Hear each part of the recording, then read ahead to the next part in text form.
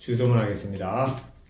하늘에 계신 우리 아버지여, 이름이 거룩히 여김을 받으시오며 나라의 임하옵시며 뜻이 하늘에서 이루어진 것 같이 땅에서도 이루어지이다.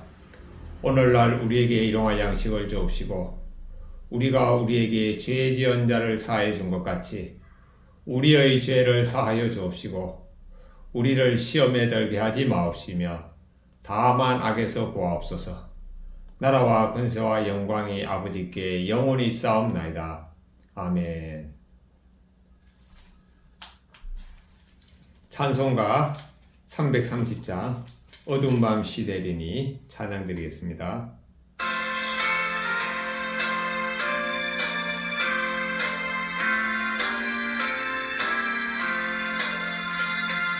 어두운 밤 시대리니 내 직분 지켜서 차릿을 맺힐 때에 일찍 일어나 해 돋는 아침부터 힘써서 일하라. 일할 수 없는 밤이 속히 오리라. 어두운 밤 시대를 내 직분 지켜서 일할 때 일하면서 놀지 말아라. 낮에는 수고하나 쉴 때도 오겠네. 일할 수 없는 밤이 속히 오리라. 어두운 밤 시대리니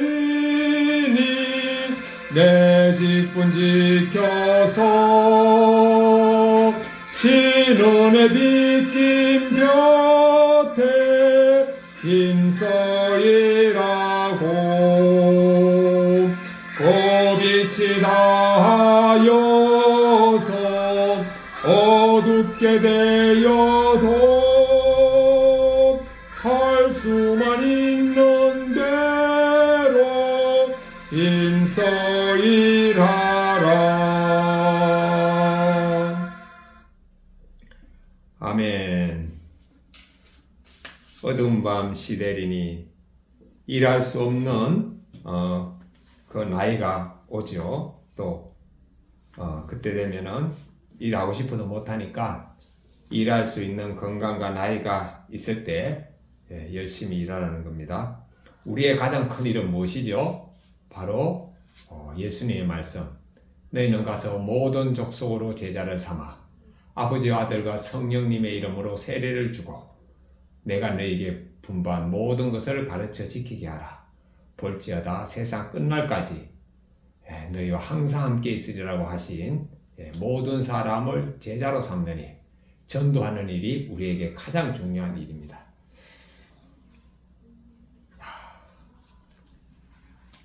하나의 말씀 사무엘상 10장 1절부터 27절까지 보겠습니다.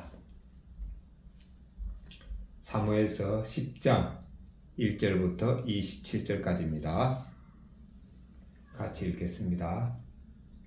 이에 사무엘이 기름병을 취하여 사울의 머리에 붓고 입맞추어 가로되 여호와께서 너에게 기름을 부으사 그 기업의 지도자를 삼지 아니하셨느냐.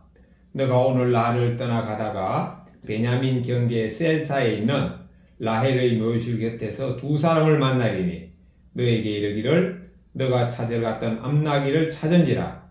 너의 아비가 암나기들의 염려는 놓았으나 너희를 인하여 걱정하여 가로되 내 아들을 위하여 어찌하리요 하더라 할 것이요. 너가 거기서 더 나아가서 다볼 상수리 나무에 이르면 거기서 하나님께 뵈려고 베델로 올라가는 세 사람이 너와 만나리니 하나는 염소 새끼 셋을 이끌었고 하나는 떡 세 덩이를 가졌고 하나는 포도주 한 가죽 부대를 가진지라. 그들이 너에게 문안하고 떡 2덩이를 주겠고 너는 그 손에서 받으리라. 그 후에 너가 하나님의 산에 이르리니 그곳에는 블레셋 사람의 영문이 있느니라. 너가 그리로 가서 그 성읍으로 들어갈 때에 선지자의 무리가 산당에서부터 비파와 소고와 저와 수금을 앞세우고 예언하며 내려오는 것을 만날 것이요 너에게는 여호와의 신이 크게 임하리니 너도 그들과 함께 예언을 하고 변하여 새 사람이 되리라. 이 징조가 내게 임하거든 너는 기회를 따라 행하라. 하나님이 너와 함께 하시느니라. 너는 나보다 앞서 길갈로 내려가라. 내가 너에게로 내려가서 번제와 화목제를 드리리니 내가 너에게 가서 너의 행할 것을 가르칠 때까지 7일을 기다리라. 그가 사무엘에게서 떠나려고 몸을 돌이킬 때에 하나님이 새 마음을 주셨고 그날 그 징조도 다 응하니라. 그들이 산에 이를 때에 선지자의 무리가 그를 영접하고 하나님의 신이 사울에게 크게 임함으로 그가 그들 중에서 예언을 하니 전에 사울을 알던 모든 사람이 사울의 선지자들과 함께 예언함을 보고 서로 이르되 기스의 아들의 당한 일이 무엇이뇨? 사울도 선지자들 중에 있느냐 하고 그곳에 어떤 사람은 말하여 이르되 그들의 아비가 누구냐 한지라. 그러므로 속담이 되어 가로되 사울도 선지자들 중에 있느냐 하더라. 사울이 예언하기를 마치고 산당으로 가니라. 사울의 숙부가 사울과 그 사환에게 이르되 어디로 갔더냐 가로되 암나기들을 찾다가 얻지 못하므로 사무엘에게 갔었나이다. 사울의 숙부가 가로되 청하노니 사무엘이 너에게 이런 말을 내게 고하라. 사울이 그 숙부에게 말하되 그가 암나기들을 찾았다고 우리에게 분명히 말하더이다 하고 사무엘의 말하던 나라의 일은 고하지 아니하니라. 17절입니다. 사무엘이 백성을 미스바로 불러 여호와 앞에 모으고 이스라엘 자손에게 이르되 이스라엘 하나님 여호와께서 이같이 말씀하시기를 내가 이스라엘을 애굽에서 인도하여 내고 너희를 애굽인의 손과 너희를 압제하는 모든 나라의 손에서 건져내었느니라 하셨거늘 너희가 너희를 모든 재난과 고통 중에서 친히 구원하여 내신 너희 하나님을 오늘날 버리고 이러기를 우리 위에 왕을 세우라 하도다. 그런즉 너희 지파대로 1000명씩 여호와 앞에 나오라 하고 사무엘이 이에 이스라엘 모든 지파를 가까이 오게 하였더니 베냐민 지파가 뽑혔고 베냐민 지파를 그 가족대로 가까이 오게 하였더니 마드리의 가족이 뽑혔고 그 중에서 기스의 아들 사울이 뽑혔으나 그를 찾아도 만나지 못한지라. 그러므로 그들이 또 여호와께 묻되 그 사람이 어디 여기 왔나이까? 여호와께서 대답하시되 그가 행구 사이에 숨었느니라. 그들이 달려가서 거기서 데려오매 그가 백성 중에 서니 다른 사람보다 어깨 위나 더 크더라. 사무엘이 모든 백성에게 이르되 너희는 여호와의 택하신 자를 보느냐? 모든 백성 중에 짝할 리가 없느니라 하니 모든 백성이 왕의 만세를 외쳐 부르니라. 사무엘이 나라의 제도를 백성에게 말하고 책에 기록하여 여호와 앞에 두고 모든 백성을 각기 집으로 보내매 사울도 기브아 자기 집으로 갈 때에 마음이 하나님께 감동된 유력한 자들은 그와 함께 갔어도 어떤 불량배는 가로되 이 사람이 어떻게 우리를 구원하겠느냐 하고 멸시하며 예물을 드리지 아니하니라. 그러나 그는 잠잠하였더라. 아멘. 10장의 말씀은 이제 사무엘이 기름을 준비해 가지고 사울의 머리에 붓고 이스라엘의 왕으로 삼으신다는 하나님의 말씀을 전합니다. 그래서 하나님은 사울을 왕으로 삼았죠. 그리고 또 이 사실을 백성들도 알아야 되잖아요. 그래가지고 백성들을 각 지파씩 1000명을 모았어요. 몇 명입니까? 12000명이 이제 미스바에 모였습니다. 그래야 그 중에 제비를 뽑았습니다. 결국엔 사울이 뽑혔습니다. 백성들에게도 이제 하나님이 사울을 왕으로 세웠다는 걸 이제 보여준 거죠. 그것뿐만 아니고 또 하나님은 사울에게 왕의 직무를 감당할 그 마음을 주십니다. 그게 뭐죠? 하나님이 신, 성령님이 사울에게 함께 하시면서 이제 이제 사울에게 새 마음을 주죠. 그리고 또 사울 혼자 왕으로 일을 감당하기에는 부족하니까 사울을 도와줄 사람들을 위해서 하나님은 또 그들에게도 하나님 신을 부어가지고 성령님이 감동하게 해줍니다. 이렇게 하나님이 사울을 이제 왕으로 세우셨고 또 사울에게 필요한 이와 같은 능력도 주신다는 말씀이 오늘의 내용입니다. 자, 그러면 좀 더 자세히 보겠습니다. 1절부터 3절까지 보겠습니다. 이에 사무엘이 기름병을 취하여 사울의 머리에 붓고 입맞추어 가로되 여호와께서 너에게 기름을 부어사 그 기업의 지도자를 삼지 아니하셨느냐? 너가 오늘 나를 떠나가다가 베냐민 경계 셀사에 있는 라헬의 묘실 곁에서 두 사람을 만나리니 그들이 너에게 이르기를 너가 찾으러 갔던 암나기들을 찾은지라. 내 아비가 암나기들의 염려는 놓았으나 너희를 인하여 걱정하여 가로되 내 아들을 위하여 어찌하리요 하더라 할 것이요. 너가 거기서 더 나아가서 다볼 상수리 나무에 이르면 거기서 하나님께 뵈려고 베델로 올라가는 세 사람이 너와 만나리니 하나는 염소 새끼 셋을 이끌었고 하나는 떡 세 덩이를 가졌고 하나는 포도주 한 가죽 부대를 가진 자라. 4절까지 보겠습니다. 그들이 너에게 문안하고 떡 두 덩이를 주겠고 너는 그 손에서 받으리라. 1절 보겠습니다. 이에 사무엘이 기름병을 취하여 사울의 머리에 붓고 입맞추어 가로되 여호와께서 너에게 기름을 부어사 그 기업의 지도자를 삼지 아니하셨느냐. 사무엘이 사울에게 기름을 부었습니다. 기름을 붓고 하나님께서 너를 이스라엘의 백성들의 지도자로 삼으셨다고 선포하십니다. 자, 이렇게 해서 하나님은 사울에게 이스라엘의 왕으로서 세우셨죠. 2절부터 4절까지 2절 보겠습니다. 너가 오늘 나를 떠나가다가 베냐민 경계 셀사에 있는 라헬의 묘실 곁에서 두 사람을 만나리니 너에게 이르기를 너가 찾으러 갔던 암나기들을 찾은지라. 너의 아비가 암나기들의 염려는 놓았으나 너희를 인하여 걱정하여 가로되 내 아들 위하여 어찌하리요 하더라 할 것이요. 자, 사무엘이 사울을 왕으로 하나님께서 기름 부으셨다라는 것은 사무엘이 하나님께 직접 들은 말씀이죠. 그러나 사울은 하나님께 직접 들은 말씀이 없어요. 그렇기 때문에 사울에게도 사울이 확신할 수 있는 증거를 줘야 되겠죠. 그래서 하나님께서는 사울을 하나님께서 왕으로 세우셨다는 그 증거를 주는데 그 증거를 앞으로 일어날 일을 예언하여 세 가지 징조, 세 가지 예언을 사무엘이 앞으로 일어날 일을 사울에게 지금 말씀하고 있습니다.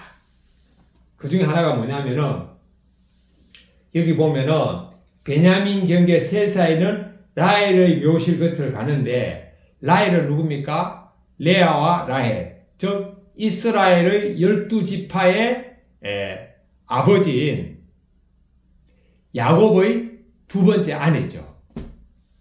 자, 그런데 라헬의 묘실 곁에서 묘 옆에서 두 사람을 만난다는 거죠. 예, 두 사람이라고 딱 지정해 줍니다. 두 사람을 만나는데 그 두 사람이 사울에게 뭐라고 얘기하는가 하면은 너의 아버지가 암나기를 찾았다고 얘기해 줍니다. 그러니까 이제 암나기에 대해서는 걱정하지 마라. 그리고 너희 아버지가 이제 너희들을 위해서 걱정하고 있다라는 것을 알려줍니다. 그럼 이 두 사람 지금 어디서 온 거죠? 이 두 사람은 지금 사울의 아버지가 있는 곳에서 지금 오는 거죠. 예. 그래서 그 소식을 지금 전해줍니다. 자, 이렇게 사무엘이 알려주는 거죠. 자, 그 다음에 3절 보겠습니다. 너가 거기서 더 나아가서 다볼 상수리 나무에 이르면 거기서 하나님께 뵈려고 베델로 올라가는 세 사람이 너와 만나리니 하나는 염소 새끼 셋을 이끌었고 하나는 떡 세 덩이를 가졌고 하나는 포도주 한 가죽 부대를 가진지라. 자, 이제 거기서 좀 더 가다 보면은 세 사람을 만날 것이다. 근데 그 세 사람 중에 한 사람은 어린 양 세 마리를 데려가고, 양입니까? 염소새끼네. 어린 염소새끼 세 마리를 데려가고, 또 한 사람은 떡 세 덩이를 가져가고, 또 한 사람은 포도주 한 가죽 부대를 올라모이고 갈 것이다. 요게 이제 두 번째 징조를 지금 예언하는 거죠. 4절, 그들이 너에게 문안하고 떡 두 덩이를 주겠고 너는 그 손에서 받으리라. 지금 이 세 사람이 어디로 가는 거죠? 하나님을 만나려고 지금 베델로 올라가는 겁니다. 당시 이스라엘 백성들은 하나님을 만나러 갈 때 소나 양이나 비둘기를 가져갑니다. 그리고 떡을 가져가고 포도주를 가져가는데, 이들이 하나님을 만나러 가면서 떡 세 덩이 중에 하나님께 드릴 두 덩이를 사울에게 줍니다. 그럴 때 사무엘은 그 떡 덩이를 받으라고 얘기합니다. 그 다음에 5절을 봅니다. 5절, 6절, 7절까지 보겠습니다. 그 후에 너가 하나님의 산에 이르리니 그곳에는 블레셋 사람의 영문이 있느니라. 너가 거리로 가서 그 성읍으로 들어갈 때에 선지자의 무리가 산당에서부터 비파와 소고와 저와 수금을 앞세우고 예언하며 내려오는 것을 만날 것이요, 너에게는 여호와의 신이 크게 임하리니 너도 그들과 함께 예언을 하고 변하여 새 사람이 되리라. 이 징조가 내게 임하거든 너는 기회를 따라 행하라. 하나님이 너와 함께 하시느니라. 5절 보겠습니다. 그 후에 너가 하나님의 산에 이르리니 그곳에는 블레셋 사람의 영문이 있느니라. 너가 거리로 가서 그 성읍으로 들어갈 때에 선지자의 무리가 산당에서부터 비파와 소고와 저와 수금을 앞세우고 예언하며 내려오는 것을 만날 것이요. 처음에 두 사람을 만나고 그 다음에 세 사람을 만나고, 이제는 사울이 계속 이제 갈 길을 가다가 하나님의 산에 이르면은 블레셋 사람들의 그 영문이 나온다 그랬습니다. 이 영문은 뭐냐면은 군사들이 진치고 있는 그 수비대를 말합니다. 근데 거기를 지나가지고 이제 성에 들어가면은 선지자의 무리가 온다는 거죠. 무리가 비파와 수금과 뭐 피리와 이렇게 악기를 연주하면서 선지자들의 무리가 오는데 그들도 만날 것이라고 합니다. 처음에는 두 사람, 그 다음에는 세 사람, 그 다음에 무리를 만나는 겁니다. 6절, 너에게는 여호와의 신이 크게 임하리니 너도 그들과 함께 예언을 하고 변하여 새 사람이 되리라. 자, 이 선지자의 무리를 만날 때 사울에게 여호와의 신, 하나님의 영, 성령님이 사울에게 임해가지고 새 사람이 된다 그랬습니다. 그리고 예언도 한다고 했습니다. 자, 새 사람은 어떤 사람이죠? 마음이 새롭게 되면 새 사람이 되는 거죠. 우리는 하나님을 만나면, 예수님을 만나면, 성령님이 우리에게 임하시면 우리는요 새 사람이 됩니다. 이거는요 성령님이 임한 사람은 다 경험하는 거거든요. 예, 저도 경험했습니다. 어릴 때부터 제가 어머니를 따라 교회를 다니는데 93년 10월 달에, 그때 제가 평신도로서 온누리교회를 다니고 있었습니다. 그때 제가 그 93년 10월 달에 성령 집회가 있기 전에 저는 이제 온누리교회 순모임, 구역 모임을 갔는데, 그 모임에 가니까 매주 금요일마다 하는 구역 모임인데, 그 있는 분들이 제가 딱 보니까 저보다 믿음도 좋은 것 같고, 또 생활도 저보다 훨씬 행복하게 사는 것 같고, 그 보기 아주 좋아 보이더라고요. 그래가지고 저도, 그리고 또 그분들 말 속에 뭐가 많이 나오는가 하면은 성령님이라는 표현이 많이 나오더라고요. 저는 어릴 때부터 교회를 다녔고 장로교회를 다녔는데 성령님에 대한 표현은 제가 사실 많이 못 들었거든요. 성신이라는 표현을 좀 들어봤습니다. 근데 성령님을 많이 못 들었어요. 그런데 그분들이 입에서는 성령님이 아주 자주 나오더라고요. 그래서 저도 성령님을 좀 만났으면 좋겠다, 이런 마음이 있었습니다. 그러나 그때 제가 성령을 만나기 위해서 제가 막 간절히 기도하고 이러진 않았는데 어쨌든 기도는 안 했지만 제 마음은 간절했어요. 성령님을 만났으면 좋겠다. 그때 제가 이제 아내하고 많이 싸웠을 때거든요. 신혼 초인데. 자, 그랬는데 93년 10월 달에 성령 집회를 하는데 우리가 그때 이제 온누리교회에서 하영조 목사님이 자신이 집회를 인도하지 않고 유대인 목사님을 세웠습니다. 그러면서 하는 말이 하영 목사님 본인이 이 93년 10월 성령 집회를 다 준비를 했다는 거예요. 그런데 아는 분의 소개로 이 유대인 목사님을 만났는데 그분과 대화를 하다 보니까 그 목사님이 하 목사님보다 영성이 훨씬 깊다는 걸 알고 자신이 준비한 모든 것을 내려놓고 이 유대인 목사님을 강사로 세웠습니다 하고 전 교인 앞에서 소개를 하더라고요. 저는 사실 그 모습을 듣고도 놀랐습니다. 하 목사님 자신을 낮춘 거잖아요. 그분을 높이고 겸손함에 제가 또 놀랬고. 그런데 그 유대인 목사님이 하신 설교는 로마서였습니다. 6장 전후였는데요. 설교 내용은 간단하게 말해서 제가 그동안 수없이 들어왔던 내용입니다. 모든 사람은 죄인입니다. 죄인은 영원한 형벌을 받습니다. 예수님을 믿음으로 우리는 영원한 구원을 얻습니다. 그런데 그날따라 그 말씀이 제게 들어왔고 제가 죄인임이 느껴졌고 제가 울면서 회개하고 교회 문을 나서는데 와, 오늘 성령님이 저에게 임하셨구나라고 느껴졌어요. 그리고 그 다음 날 딱 됐는데요. 회사에 출근하는데 제 마음이 진짜 완전히 바뀌더라고요. 여기에 말씀처럼 저에게 새 마음이 들어왔습니다. 새 사람이 된 거죠. 새 사람은 어떤 사람이 새 사람이죠? 새 마음이 있는 사람이 새 사람입니다. 겉이 중요한 게 아니고 우린 겉은 뭐 나이가 들면서 늙어가고 이렇게 약해지잖아요. 그러나 속사람은 나이가 들지 않습니다. 속사람은 절대 나이가 들지 않습니다. 제가 이걸 어떻게 하는가 하면요.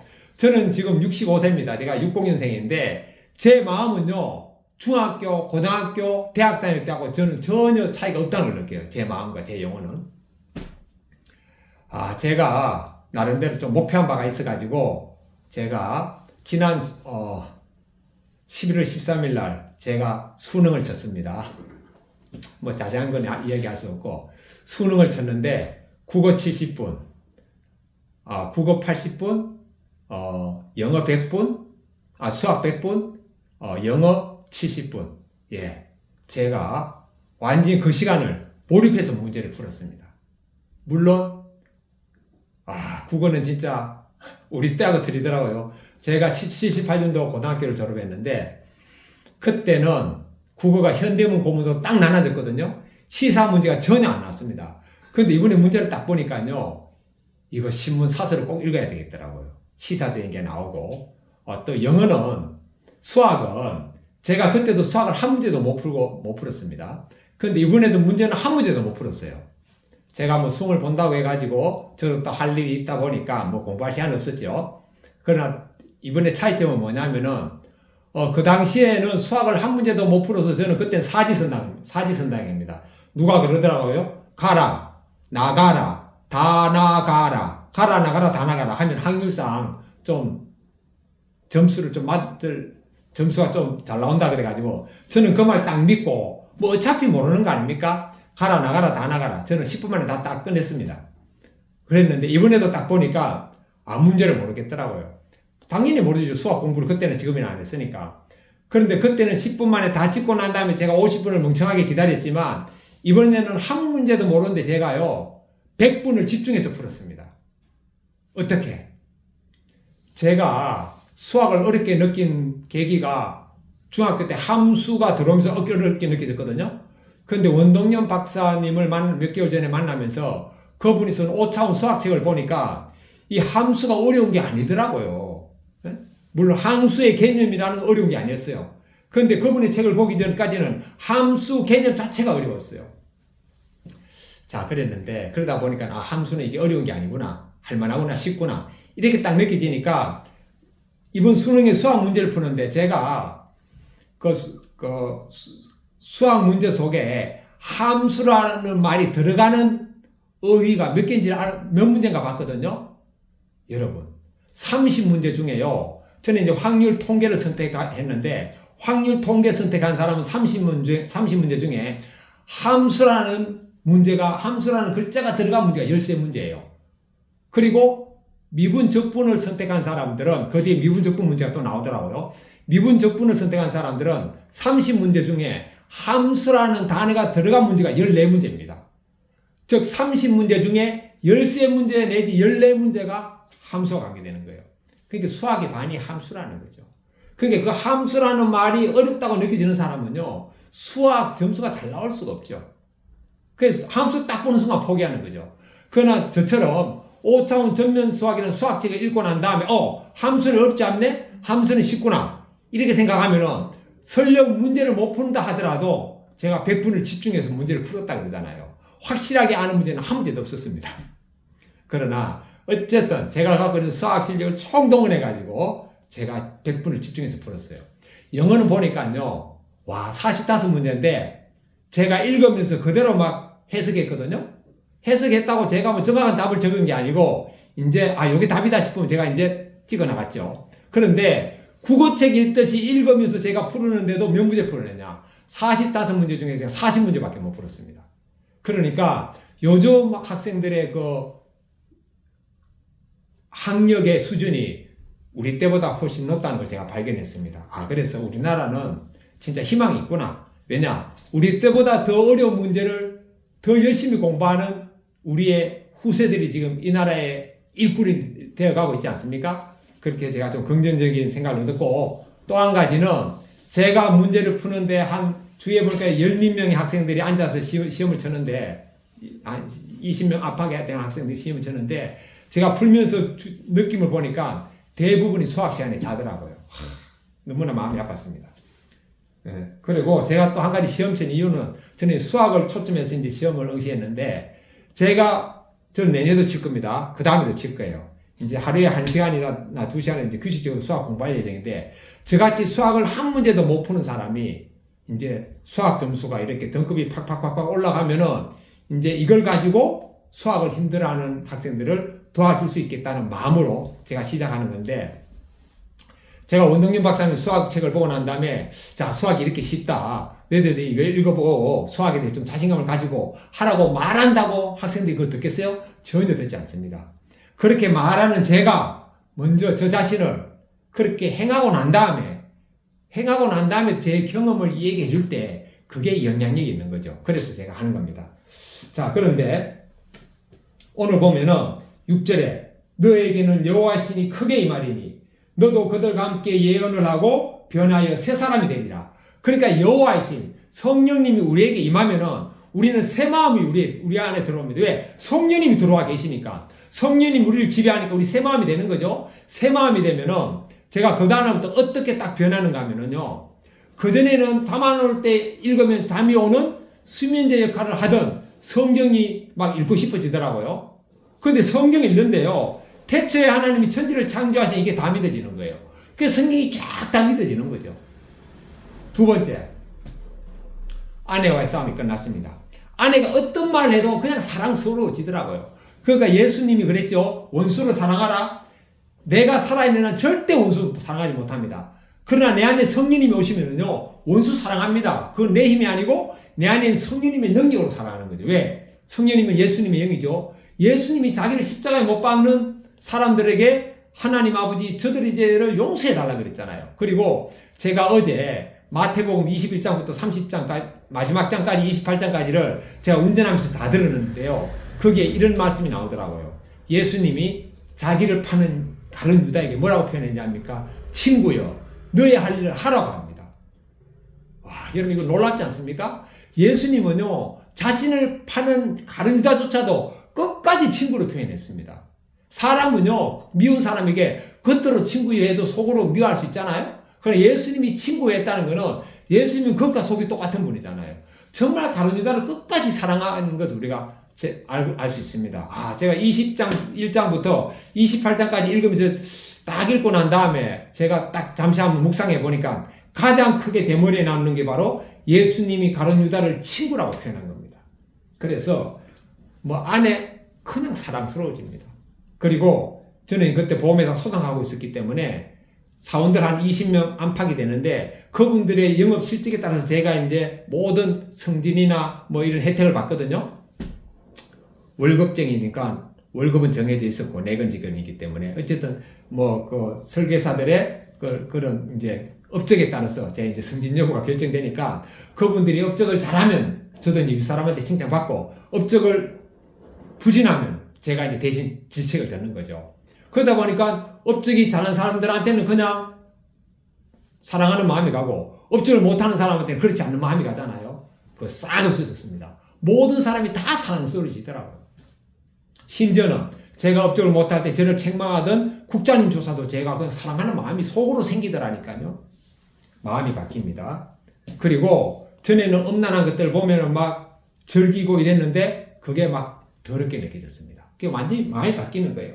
자, 그런데 이 예수님을 믿는 사람들 중에 그 예수님의 은혜, 십자가의 은혜를 깨달은 사람은 이걸 첫사랑이라 그러잖아요. 이런 그 경험한 사람은 저 같은 마음을 다 경험합니다. 그런데 문제는 뭐냐면은 이게 영원하지 않다는 거죠. 지금 오늘도 보면 사울이 이렇게 하나님이 새 마음을 주셨는데 나중에 사울이 변하잖아요. 마찬가지로 저도 한 3개월, 6개월, 1년 지나니까요. 성령이 주신 새 마음이 점점 사라지고 옛날 걸로 자꾸 돌아가더라고요. 물론 그럼에도 불구하고 하나님이 제게 주신 그 근본적인 은혜의 마음은 그때나 지금이나 변함이 있었습니다. 특히 저에게 모든 열등감이 다 사라졌습니다.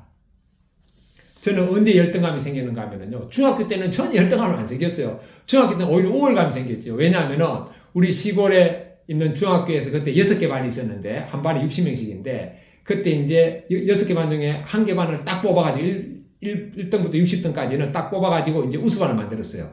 그 제가 뭐 공부를 잘하지 못했는데 어쨌든 그거 들어갔어요. 1, 2학년 때 그 반에 들어가고 3학년 때는 이제 제가 이제 그 60 딱 성적을 보니까 제가 그 반에서 이제 떨어져 나올 상황인데 3학년 때는 그 반이 없어졌습니다. 우수반이 없어졌어요. 그러니까 중학교 때는 열등감 느낄 이유가 없었죠. 그런데 대구로 고등학교를 나왔는데 저는 중앙상고를 나오고 대구 딱 와보니까 중앙상고에 뭐가 있죠? 대구상고가 있잖아요. 저는 이제 대구상고 원서 내려고 하다가 아무래도 안 될 것 같아가지고 이제 중앙상고 원서 냈습니다. 그때 나중에 점수 보니까 대구상고를 냈으면 제가 떨어졌죠.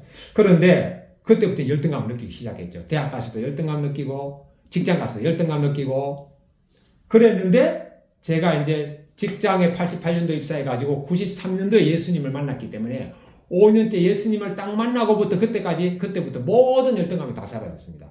제가 하나님의 아들, 하나님의 자녀라는 느낌이 드니까요. 열등감이 그냥 끝나더라고요. 즉, 이렇게 그냥 새 사람이 됩니다. 그런데 문제는 뭐냐면은 시간이 지나면은 이 마음이 사라지는데 어떻게 우리가 이 새 마음을 계속 유지할 수 있는가? 제가 그 비결을 발견했습니다. 그게 뭐냐면은요.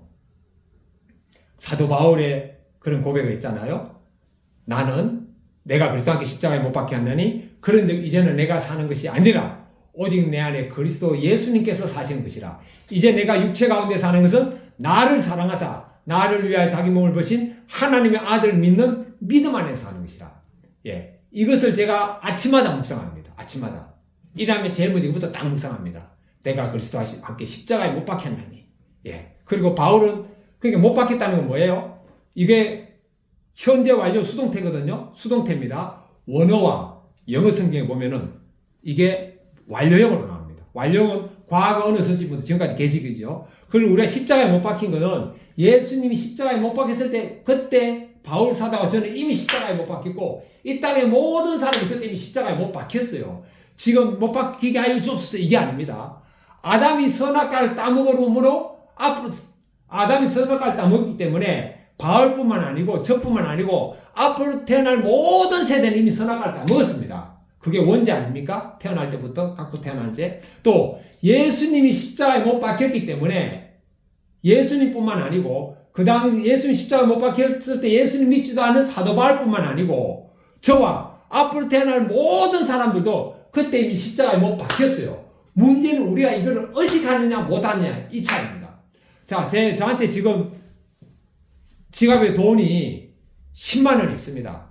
그런데 아무리 10만 원이 있어도 내가 돈이 있는 줄 의식하지 못하면 저는 어떻게 되죠? 굶어 죽어요. 배고파가지고 하루 굶고 3일 굶고 뭐 한 달, 두 달 굶으면은 이 10만 원 사용 못하면 뭡니까? 굶어 죽잖아요.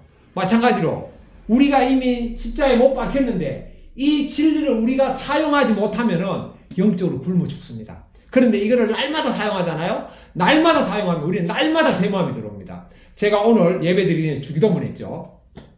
주기도문 하는데 이 생각이 들었습니다. 하늘에 계신 우리 아버지여, 이름이 거룩히 여김을 받으시오며 나라의 임하옵시며 뜻이 하늘에서 이루어진 같이 땅에서 이루어지다. 오늘날 우리에게 일용할 양식을 주옵시고. 자, 일용할 양식은 뭡니까? 하루 먹을 양식입니다. 예수님 시대는요, 하루 먹을 양식을 기도를 해야만 얻을 정도로 경제적으로 어려웠어요. 그냥 오죽했으면 제자들이 아침에 배가 고파가지고 예수님하고 길 가다가 미리삭을 따가지고 비벼서 먹었겠습니까? 오죽 먹기 힘들었으면은. 그런데 주기도문, 일용할 양식을 위해서 기도해달라 그러죠? 그러면 일용할 양식을 위해서 기도한다면은, 아, 그렇구나. 주기도문도 날마다 기도해야 되겠구나. 예, 바로 날마다. 왜? 우리는 어제는 이미 살아서 끝났고 내일은 오지도 않았습니다. 우리는 언제만 살죠? 오늘만 삽니다. 하나님도 지금의 하나님입니다. 지금의 하나님. 과거에는 아브라함과 이삭과 야곱의 하나님이지만 지금은 이 김원섭의 하나님, 지금 이 말씀을 모든 듣는 사람들의 하나님입니다. 그래서 우리 일용할 양식을 우리가 구하듯이 우리가 새 마음도 날마다 구하는 거죠. 내가 십자가에 못 박혔음을 믿으면 우리는 즉시 새 마음, 내 안에 있는 성령님이 우리에게 새 마음을 주시고 그날도 주인 되어 우리를 역사해 주는 거죠. 그래서 새 사람이 되리라. 예수님 아직까지 그 성령님이 임하셔가지고 새 사람이 새 마음을 얻고 새 사람이 된 경험을 못하신 분이 있다면 성령님이 임하시도록 간절히 기도하시면 성령님이 임하십니다. 성경을 읽다가도 임하실 수가 있고요. 또 이 말씀을 듣다가도 임하실 수가 있습니다. 자, 그 다음. 그래서 우리는, 첫사랑의 그 은혜를 날마다 누리는 것은 뭐냐? 바로 날마다 우리가 내 죽었음을 보는 겁니다. 바울 사도가 난 고린도 전서 15장 31절에 나는 날마다 죽는다 그랬죠. 이 고린도 전서인지 고린도 후서인지 제가 좀 헷갈리는데 한번 확인해 보겠습니다. 아, 이거 지난번에 외웠는데도 또 헤매네요. 또 기억이 그래서 기억은 반복입니다. 15장, 고린도 전서 15장 31절 맞네요. 15장 31절. 형제들아, 내가 그리스도 예수님 우리 주 안에서 가진 바 너희에게 대한 나의 자랑을 두고 단언하노니 나는 날마다 죽노라. 이 날마다 죽노라가요, 한글 성경은 이래 나왔는데 영어 성경은 원어의 제일 그 한글 성경보다 더 가깝죠. 자, 고전 15장 31절을 딱 보겠습니다. 여기다가 이제 NIV 영어 성경을 같이 딱 선택하면 여기 보면은요, 나는 날마다 죽노라 이렇게 표현했습니다. I face death. I face, 나는 직면한다. death, 죽음을. everyday 매일. 그러니까 바울 사도는요, 자기가 날마다 죽어야 되겠다고 기도한 게 아니고 자기는 이미 죽었어요. 왜냐? 갈라디아 2장 20절에 고백했잖아요. 내가 그리스도와 함께 십자가에 못 박혀나니. 자기가 이미 죽은 거를 직면했습니다. 봤습니다. 나는 날마다 죽는다. I face death every day. 예? 자기 죽음을 본 거예요. 죽음을 본 거. 죽게 하여 주시옵소서. 이게 아닙니다. 이게 절대 아닙니다. 죽음을 본 겁니다. 그래서 아침에 딱 일어나면은 내가 죽었다는 걸 딱 보고 상상하고 이미지로 그리고 뭐가? 내 자아가, 내 모든 정욕이 죽었음을 여기는 거죠. 그러면 우리는 날마다 새 사람의 삶을 살 수가 있습니다. 자, 7절 보겠습니다. 이 징조가 내게 임하거든 너는 기회를 따라서 행하라. 하나님이 너와 함께 하시느니라. 자, 이 징조가 임하거든. 이 세 가지 징조. 처음에는 두 사람 만나고 그 다음에 세 사람 만나고 그 다음에 승자의 무리를 만나는 그 예언이 이루어지면은 이제 기회를 상황에 따라서 행하라는 거죠. 하나님이 너와 함께 하시느니라. 그런데요, 하나님은 이렇게 왕이 될 사울과 함께 한 것이 아니고 하나님은 저를 포함한 이 말씀을 듣는 모든 사람들과 함께 하십니다. 예수님은 함께 하십니다. 예수님이 그랬잖아요. 마태복음 28장 20절. 내가 세상 끝날까지 너희와 항상 함께 있으리라. 저는 이걸 믿습니다. 또 여깁니다. 그래서 어제 토요일이죠. 토요일 날 제가 이제 교회에 배달을 갔어요.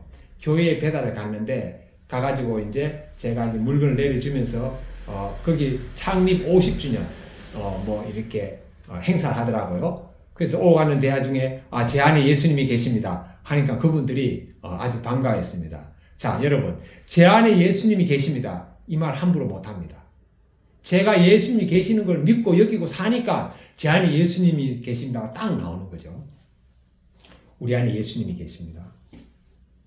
자, 그래서 이 증거가 내게 임하거든 너는 기회를 따라 행하라. 하나님이 너와 함께 하시느니라.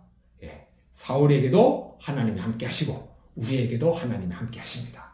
그러니까 세상에 두를 게 뭐가 있습니까? 예? 불안 걱정이 뭐가 있어요? 예수님이 함께 하시는데, 성령 하나님이 함께 하시는데. 8절 보겠습니다. 8절 9절. 너는 나보다 앞서 길갈로 내려가라. 내가 너에게로 내려가서 번제와 화목제를 드리리니 내가 너에게 가서 너의 행할 것을 가르칠 때까지 7일을 기다리라. 그가 사무엘에게서 떠나려고 몸을 돌이킬 때에 하나님이 새 마음을 주셨고 그날 그 징조가 다 응하니라. 8절. 너는 나보다 앞서 길갈로 내려가라. 내가 너에게로 내려가서 번제와 화목제를 드리리니 내가 너에게 가서 너의 행할 것을 가르칠 때까지 7일을 기다리라.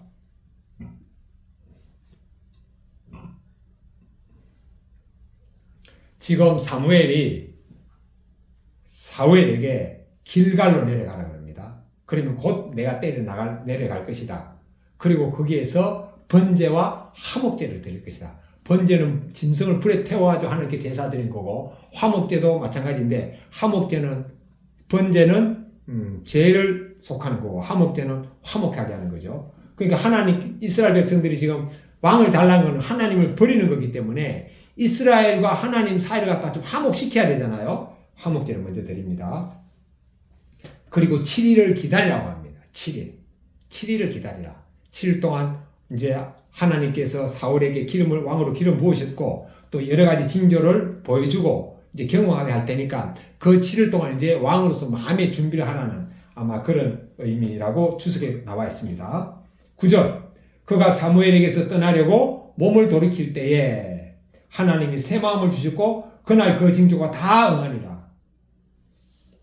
사울이 이제 사무엘을 떠나려고 딱 몸을 일으켰을 때 인사하고 이제 가려고 하는데 하나님께서 새 마음을 주셨습니다. 이 새 마음은요, 하나님이 주시는 마음이죠. 하나님이 주시는 마음. 새 마음을 주셨고 그날 그 징조가 다 응하니라. 그러니까 하나님이 새 마음을 주셨다는 것은 하나님의 신이 사울에게 임했다는 거죠. 그리고 그날 그 징조도 다 응하니라. 처음에 2사람 만났고 두 번째 3사람 만났고 세 번째는 선지자의 무리를 만나는 이것이 그날 다 이루어졌습니다. 그래서 사울도 이제 확실하게 된 거죠.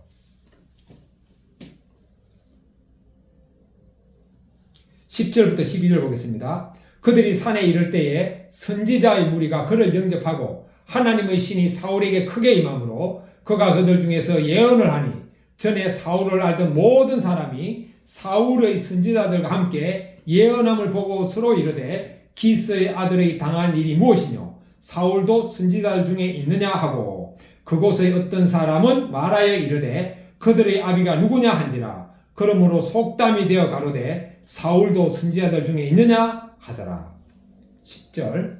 그들이 산에 이를 때에 선지자의 무리가 그를 영접하고 하나님의 신이 사울에게 크게 임함으로 그가 그들 중에서 예언을 하니, 선지자들이 사울을 만났을 때 선지자들이 무리들이 사울을 영접했습니다. 선지자들이 사울을 처음 보았겠죠. 그런데 어떻게 영접했을까요? 선지자들은 그때 하나님의 말씀을 듣고 영접하게 된 거죠. 하나님이 사무엘에게 말씀하셨듯이 하나님이 앞에 2사람에게도 말씀했고 하나님 그 다음에 3사람에게도 말씀했고 하나님 선지자들에게도 다 말씀했습니다. 이게 말씀했다는 내용이 나오지는 않지만 우리가 미루어 짐작할 수 있는 거죠. 그럴 때 하나님의 신이 사울에게 크게 임했습니다. 그가 그들 중에서 예언을 했습니다. 11절 전에 사울을 알던 모든 사람이 사울의 선지자들과 함께 예언함을 보고 서로 이르되 기스의 아들이 당한 일이 무엇이뇨 사울도 선지자들 중에 있느냐 하고 그러니까 사울에 대해서 알고 있던 사람들이 사울을 보고 저 사람 선지자가 아닌데 어떻게 선지자처럼 예언할까라고 했다는 거죠. 12절 그곳에 어떤 사람은 말하여 이르되 그들의 아비가 누구냐 한지라 그러므로 속담이 되어 가로되 사울도 선지자들 중에 있느냐 하더라. 13절부터 15절 보겠습니다. 사울이 예언하기를 마치고 산당으로 가니라. 사울의 숙부가 사울과 그 사원에게 이르되 너희가 어디로 갔더냐 사울이 가로되 암나기들을 찾다가 얻지 못하므로 사무엘에게 갔었나이다. 사울의 숙부가 가로되 청하노니 사무엘이 너희에게 이런 말을 내게 고하라. 16절까지 있습니다. 사울이 그 숙부에게 말하되 그가 암나기들을 찾았다고 우리에게 분명히 말하더이다 하고 사무엘의 말하던 나라의 일은 고하지 아니하니라. 자, 이제 사울이 이제 집에 돌아왔어요.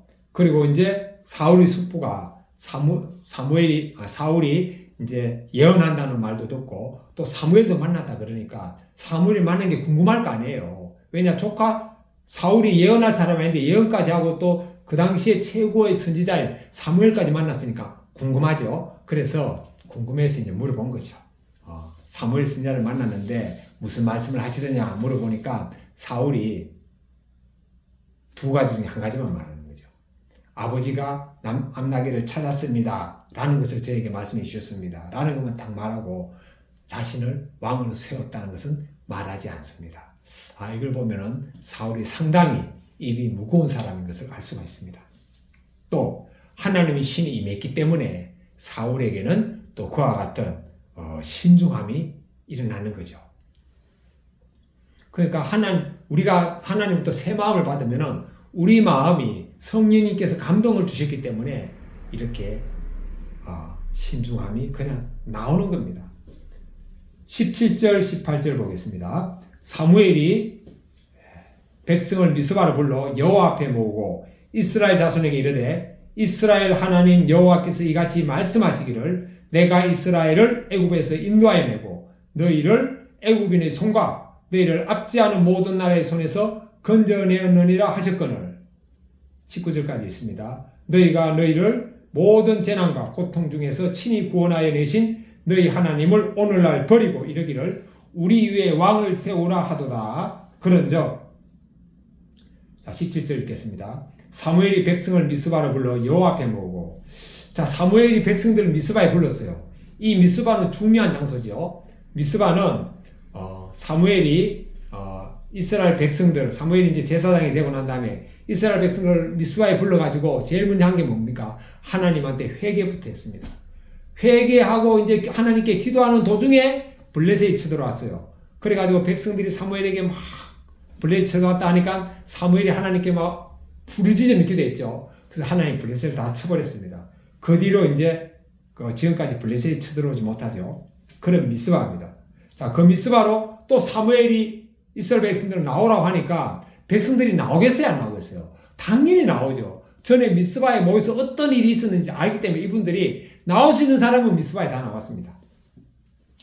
자, 18절 이스라엘 자손에게 이르되 이스라엘 하나님 여호와께서 이같이 말씀하시기를 내가 이스라엘을 애굽에서 인도하여 내고 너희를 애굽인의 손과 너희를 압제하는 모든 나라의 손에서 건져내었느니라 하셨거늘. 이스라엘 미스바에 모인 이스라엘 백성들에게 하나님 말씀하십니다. 너희가 애굽에서 종을 있을 때 내가 너희를 건져내었다라고 하는 거죠. 그 다음 19절 너희가 너희를 모든 재난과 고통 중에서 친히 구원하여 내신 너희 하나님을 오늘날 버리고 이르기를 우리의 왕을 세우라 하도다. 그러니까 너희를 애굽 왕의 종에서 건져냈으면은 건져낸 분이 이제 왕이 되는 거고, 그래서 하나님이 애굽 왕 대신에 하나님 이스라엘 왕인데 너희들이 새로운 왕을 세워달라는 거는 너희들이 나를 버린 것이다. 이걸 다시 한번 일깨워줍니다. 그러나 이미 하나님은 이스라엘 백성들이 원하는 대로 왕을 주려고 다 준비해 놓은 거죠. 주기 전에 다시 한 번 더 이스라엘 백성들의 죄를 알려주는 겁니다. 그런즉 19절 다시 있습니다. 19절부터 해가지고 24절까지 있습니다.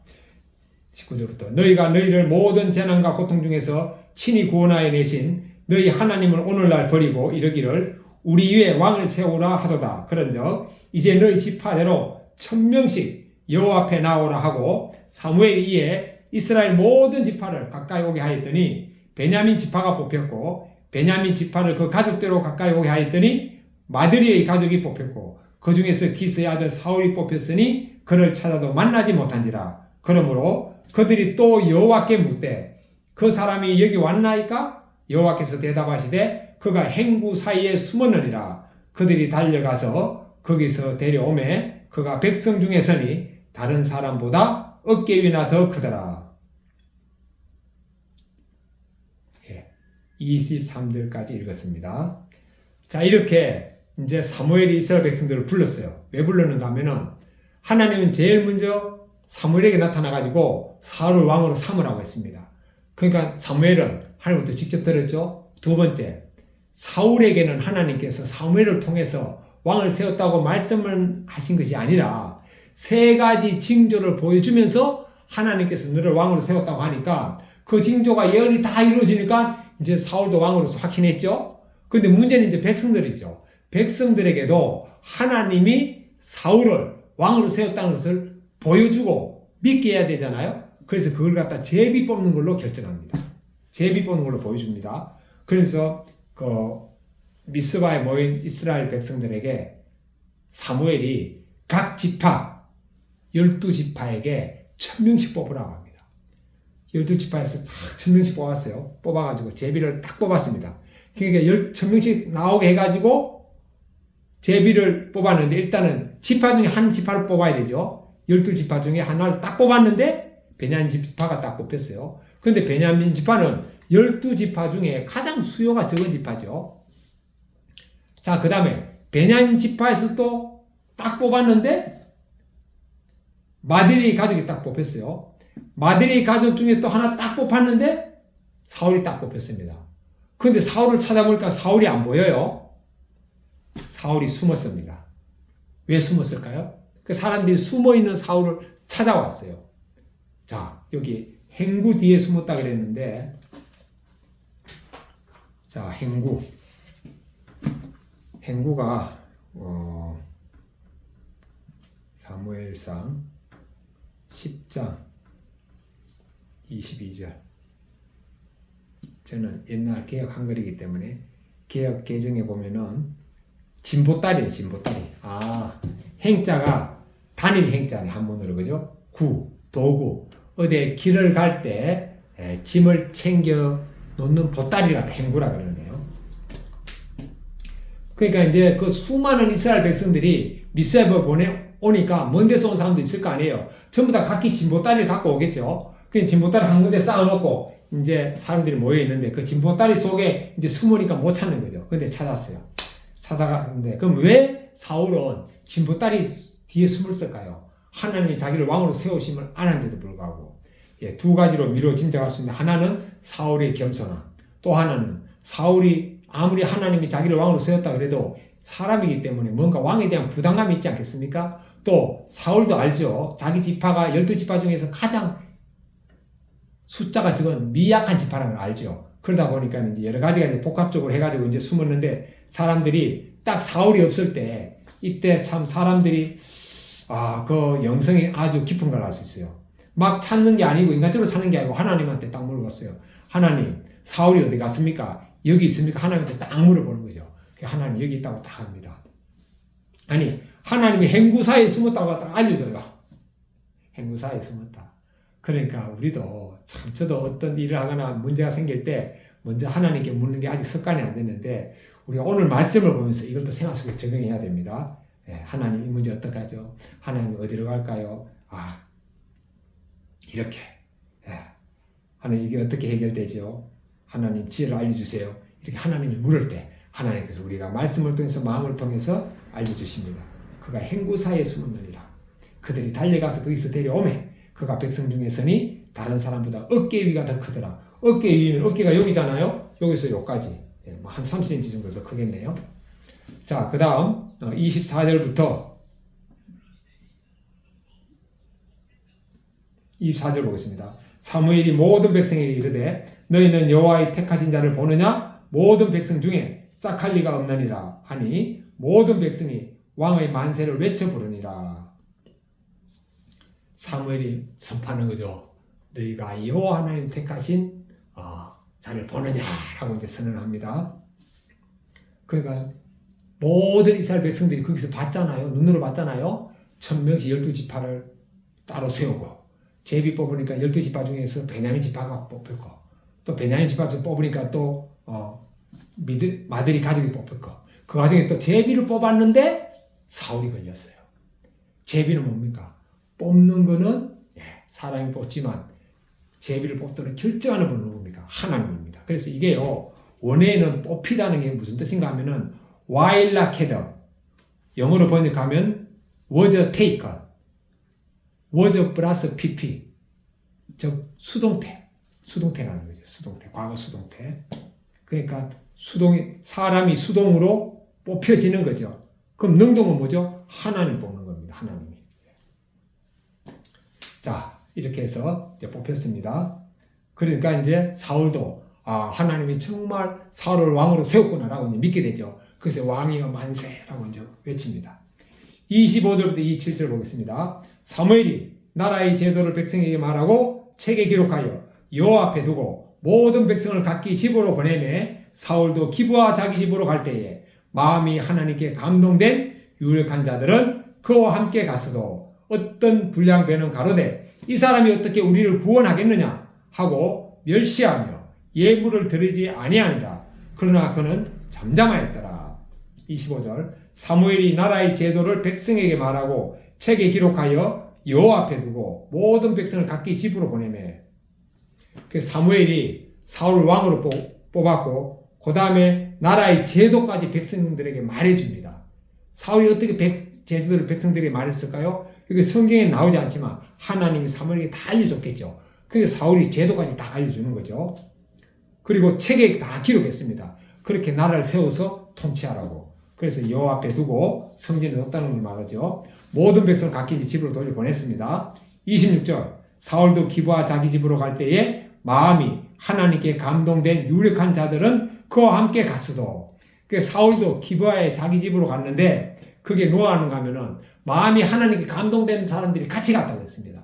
하나님께서는 사울 한 사람만 왕으로 세워가지고 사울에게 하나님의 신에 감동하도록 만든 게 아니고 사울을 보좌할 신하들이 있어야 되잖아요. 그 사람들에게 또 하나님의 신을 부어가지고 마음을 감동하게 했어요. 그래야지 나라를 섬길 수 있는 거 아닙니까? 그럼 사울과 함께 하나님의 신에게 감동된 사람은 누굴까요?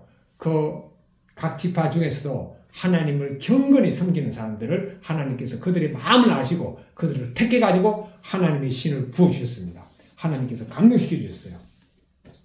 27절 어떤 불량배는 가로되 이 사람이 어떻게 우리를 구원하겠느냐 하고 멸시하며 예물을 드리지 아니하니라. 그러나 그는 잠잠하였더라. 그러니까 하나님이 제비를 통해서 뽑은 현장을 보고도 그게 또 불만 있는 사람들이 있는 거죠. 예수님한테도 그랬으니까 이런 불만 있는 사람들이 사울을 멸시하는 말을 했지만 여기 보니까 뭐라고 했지? 멸시했다고 그랬죠. 멸시. 우리가 제일 기분 나쁠 때가 언제입니까? 내가 멸시당할 때. 기분 나쁘고 화가 나죠. 제가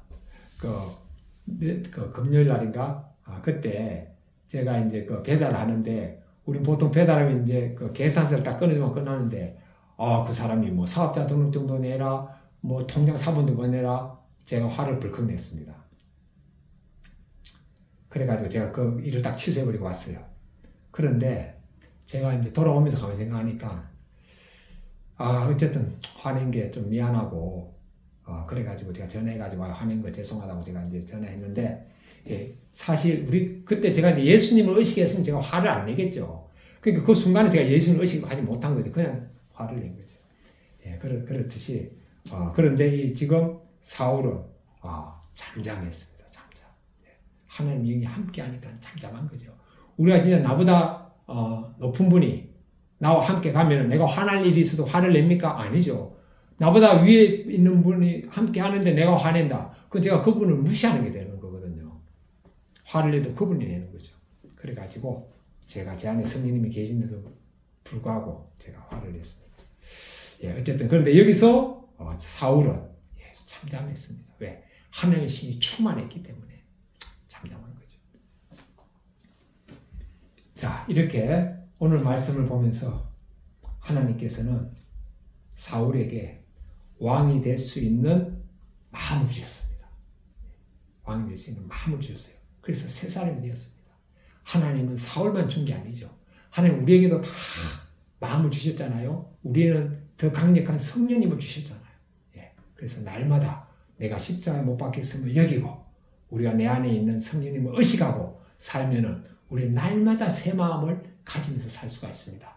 우리도 그 순간에 저처럼 이렇게 화를 벅벅 내는 실수를 했더라도 빨리 그걸 깨닫고 다시 전화해가지고 죄송하다고 사과하고 그리고 또 우리는 사는 거죠.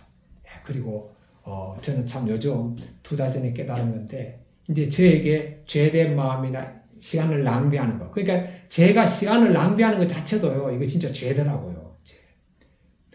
그 오늘 찬송도 어두운 밤 시대리니 내 직분 지켜서 그죠? 복음을 전하는 거 아닙니까? 예. 그래서 그런데 2달 전부터 이제 저도 이제 그 뉴스 같은 거 이제 제목을 쭉쭉 보죠. 보다가 이제 또 저도 이제 정치 성향이 있으니까 어떤 곳에 딱 가서 보다가 또 댓글을 단다든가 아니면은 댓글을 단다든가 뭐 이렇게 유튜브까지 막 보고 이러면 또 시간 낭비되잖아요. 그런 마음이 딱 오면은 나사렛 예수님을 명예하노니 내 안에 와서 댓글을 달고 쓸데없는 것에 시간 낭비하는 악한 것들아 떠나갈지어다. 너희를 위하여 예비된 불과 영업 속으로 들어갈지어다 라고 선포하면요. 그게 또 싹 사라집니다. 너무 감사하죠. 그런데 오늘 아침에 일어나가지고 몸도 막 안 좋고 막 이래가지고 잠시 이제 밥 먹으면서 아침 먹으면서 뉴스 본다는 게 또 댓글도 몇 개 달았습니다. 자, 이렇게 우리는 연약합니다. 그러나 그때마다 우리가 또 회개하고 나가면은 늘 하나님께서 새 마음을 우리에게 주시기 줄 믿습니다. 기도하겠습니다. 거룩하신 하나님 아버지, 오늘 주일을 맞이하여 아버지 하나님께서 주신 또 사무엘상 10장으로 은혜 받게 해주심을 감사합니다. 사울에게 하나님의 신이 임하셔서 새 마음을 주고 감동해 주셨듯이 오늘 저와 이 말씀을 듣는 모든 사람에게도 성령님이 함께 하시고 새 마음을 주심을 감사합니다.